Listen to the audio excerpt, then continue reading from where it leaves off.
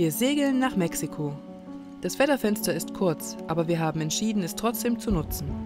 Und wie sich herausstellte, gestaltete sich die Überfahrt alles andere als langweilig. Wir haben teilweise viel mehr Wind als vorhergesagt, müssen kurz vor Ankunft sogar ein Gewitter vor Anker abwettern und wurden über Stunden ganz schön belagert. Was willst du machen? Ich werde sie jagen.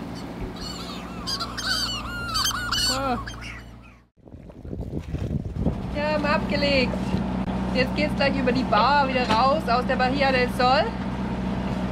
Paco hat das Schwert noch ein bisschen hochgenommen, weil es heißt, niedrigste Wassertiefe ist wohl 1,5 bis 2 Meter. Aber es sollten keine Wellen sein, es sollte pretty flat sein. Wir werden es gleich sehen. Also ich hoffe ja, dass es so ist. Also ich kann auf diese nervenaufreibende Ausfahrt verzichten. Wie siehst du das? So, alles gut, also ich mache mir da keine Gedanken. Wir haben einen Pilot, der vorausfährt, die Gewässer kennen und von daher bestimmt alles gut. Wir fahren mit knapp 5 Meilen momentan. 5 Knoten. Oh, jetzt merkt man, das Schiff geputzt.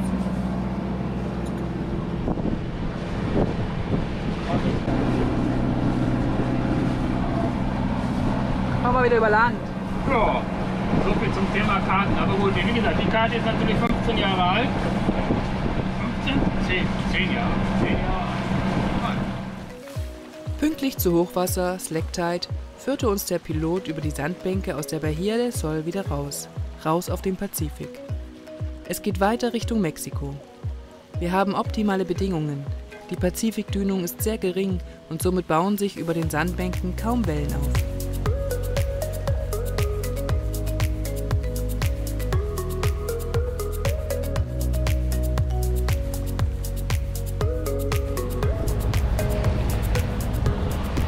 Wir sind fast durch. Das flachste, was wir hatten, sind 2,5 Meter gewesen.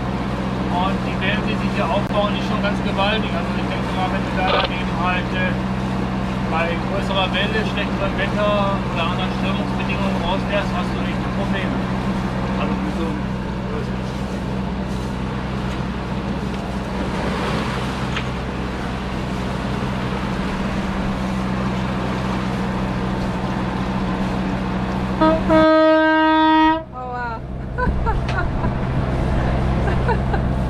Nobody war. Du musst immer so übertreiben, gell? Ja, ich muss so zeigen, dass wir eine Hupe haben.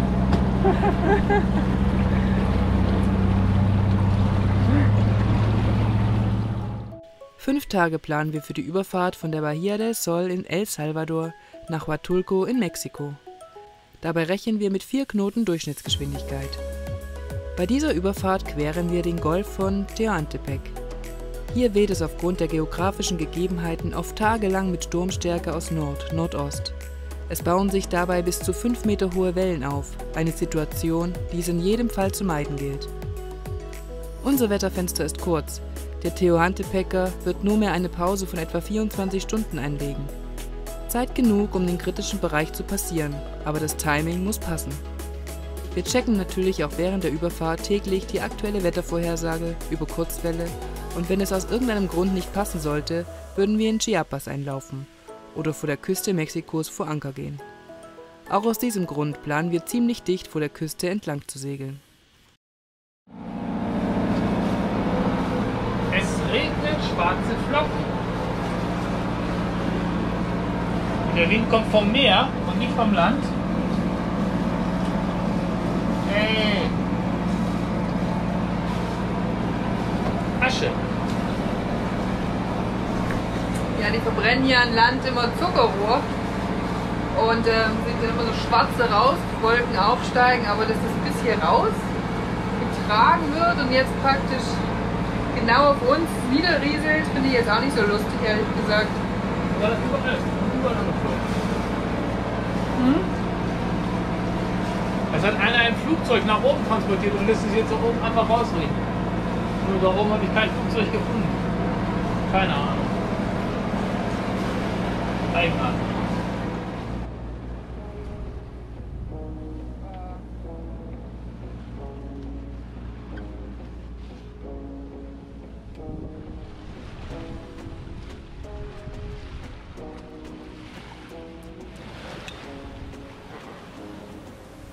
Gegen Mittag frischte der Wind auf, nahm sogar zu bis auf 18 Knoten aus Südost und wir konnten einige Stunden segeln.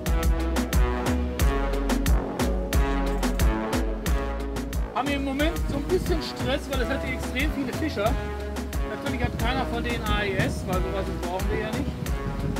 Und jetzt haben wir es auf dem Radar so ein bisschen beobachtet und jetzt mogeln wir uns da so ein bisschen zwischendurch.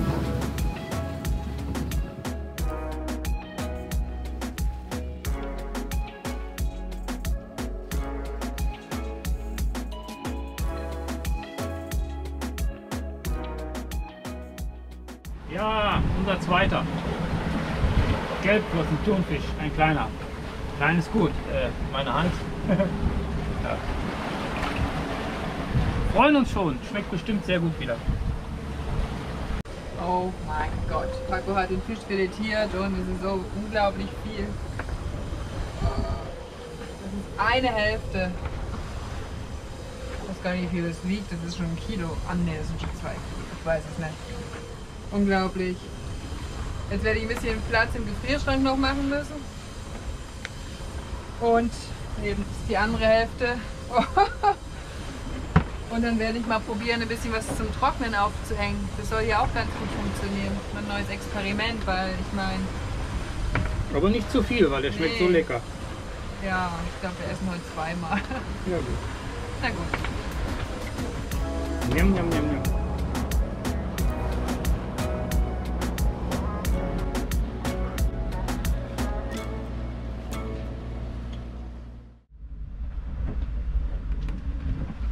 Dämmert langsam und so die letzten 2 Stunden oder 3, keine Ahnung, auf jeden Fall während meiner Wange hat der Wind immer weiter zugenommen und dann ging es plötzlich hoch bis auf 30 Knoten, 35 und noch mehr. Zum Glück ist Haco dann irgendwann aufgestanden, weil ich wollte hier oben dann ja weiter reffen. Gleichzeitig ist aber der Autopilot immer ausgestiegen. Oh Gott, ein Krampf. Und ja, Wettervorhersage ist das nicht wirklich gestanden. Also ich weiß nicht, ich habe jetzt die Wetteranalyse nochmal genau gemacht, das muss ich nachher mal zeigen. Man kann es vielleicht erahnen, aber so richtig wirklich sichtbar ist es nicht. Ich guck mal, was Haco dazu meint.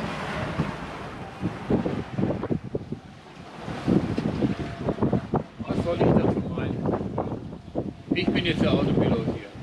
Aber das ist ganz in Ordnung, weil bei der querlaufenden Welle, stellenweise blutig auf dem Ruder, ist es kaum halten. Naja, das ist hier gerade offen.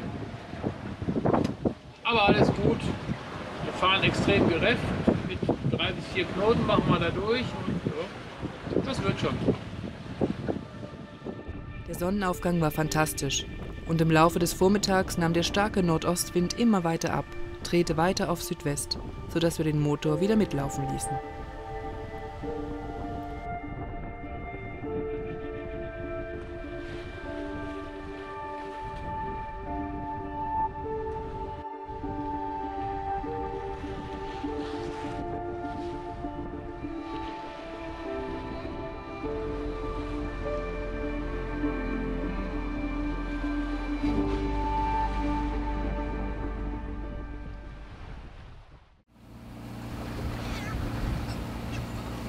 Die haben sich formiert, Schatz.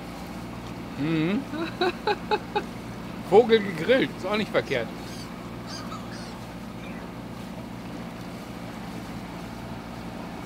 Wow, hallo. Gar nicht ab, ne? Hier geht's gar nicht ab. Haben sie aufgeteilt. Hey!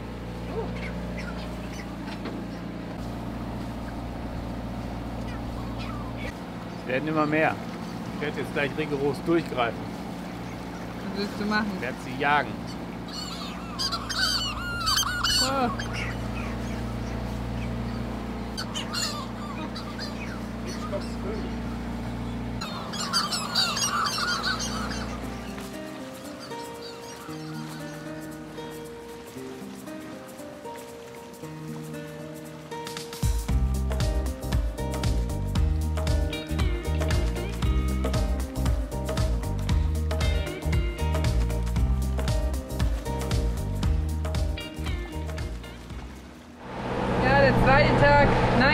Ende und es ist irgendwie, es regnet. War nichts von vorher gesagt. Und noch haben wir Wind fast auf die Nase, wie die letzten Stunden. Aber der sollte, wenn die Wettervorhersage stimmt, scheiße, das wird gewittert. Wenn die Wettervorhersage stimmt, dann sollte der in 2 Stunden einschlafen. Jetzt gucken wir nur mal, dass das Gewitter nicht herkommt. Mann, Mann, Mann.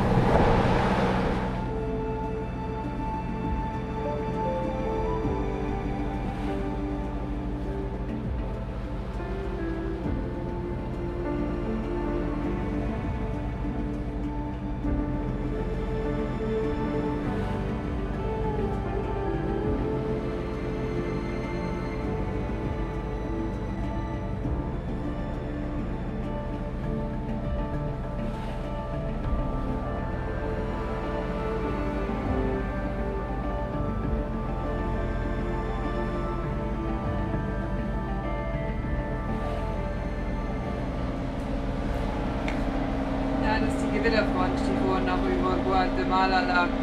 Die ist natürlich voll raus ins Meer gezogen und natürlich, klar, kriegen wir noch ein Stückchen davon ab. Ich habe einfach keine Blitze mehr, sondern nur Regen. Momentan regnet es. Zum Glück bekamen wir nur etwas Regen ab und die weitere Nacht sowie der kommende Tag verliefen sehr ruhig. Wir motorten entlang der Küste und beobachteten die vielen Krabbenfischer, die hier unterwegs waren.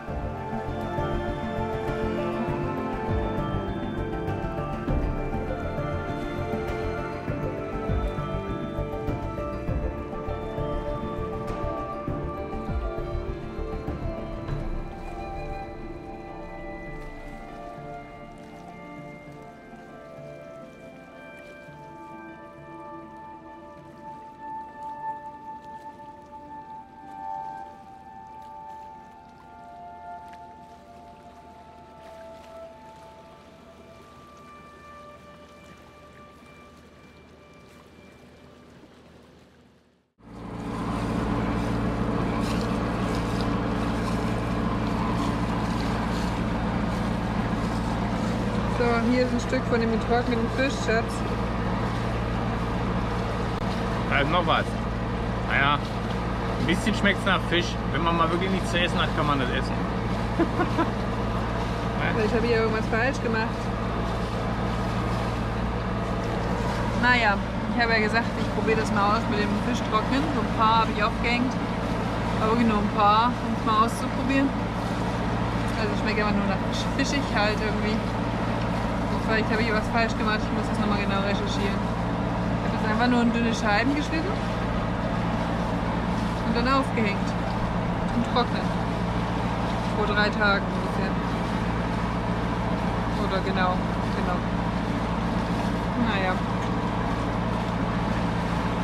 Kann man aber essen. Findest du? Kann man essen.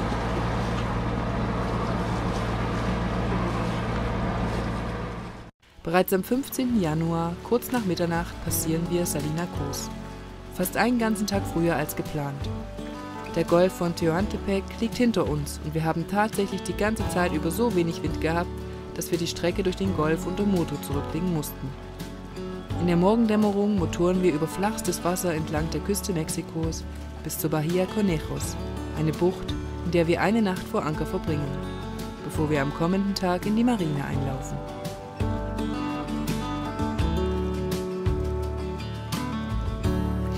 Let me tell you everything I've seen, the friends I've made, and then you tell me how you've been. Look a little closer, it's been quite some time. You gotta let me know if I'm out of line. But there's some words that I just wanna hear you say, to put it all straight before this night turns into day, and then I'm on my way. Yes, I'm on my way.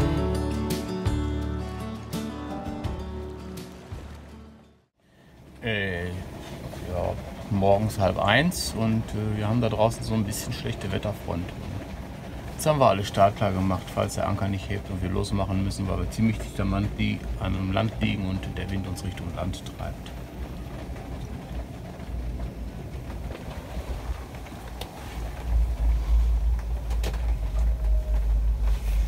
Ja, ganz toll. Irgendwie wieder anscheinend falsch analysiert, dieses Wettervorhersage. Ich weiß es nicht. Haku sagt, ach Quatsch. Hast du nicht falsch analysiert? Ja doch, anscheinend schon. Das Ding konntest du jetzt nicht vorhersehen. Oh, ich weiß nicht. Jetzt könnten wir schön gemütlich in der Marina liegen. Nö, wir wollten gerne noch einen Tag vor Anker sein. Wir sind wirklich, und es war auch echt schön gestern Abend. Und dann das. Jetzt sind wir doch noch von diesen blöden Tea-Packers da betroffen.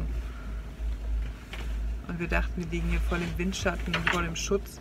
Wenn man sich die Wetterkarte anguckt, dann sieht das irgendwie auch so aus, wie gesagt, aber Pustekuchen.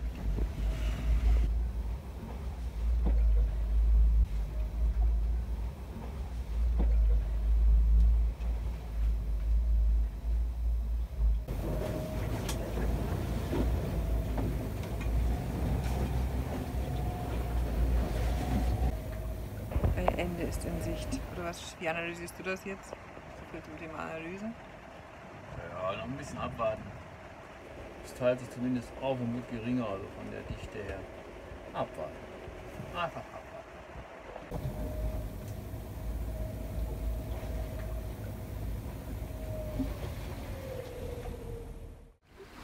Touristisch, touristisch, touristisch. Nora zeigt das gleich mal da. Also nur Hotels und Ferienkomplexe und riesig, und deswegen sind wahrscheinlich auch die Strände so sauber. Weil dreckige Strände kommen natürlich keine Touristen. Naja, schauen wir mal, wie es in der Marina aussieht. Weit entfernt sind wir nicht mehr. Am kommenden Nachmittag setzten wir mit dem aufkommenden Wind aus Ost die Genua und segelten die 5 Meilen bis in die Marina Xaui. Wir sind angekommen in Mexiko, wo wir die kommenden Monate verbringen werden. Bist du gespannt, wie es uns in diesem Land gefällt? Dann schau doch gern beim nächsten Mal wieder rein. Wir würden uns auf jeden Fall sehr darüber freuen, wenn du uns auf unserer weiteren Reise durch dieses vielfältige, riesige Land begleitest. Herzlichen Dank, dass du dabei bist. I'm on my way, yeah. I'm on my way, yeah. Yes, I'm on my way.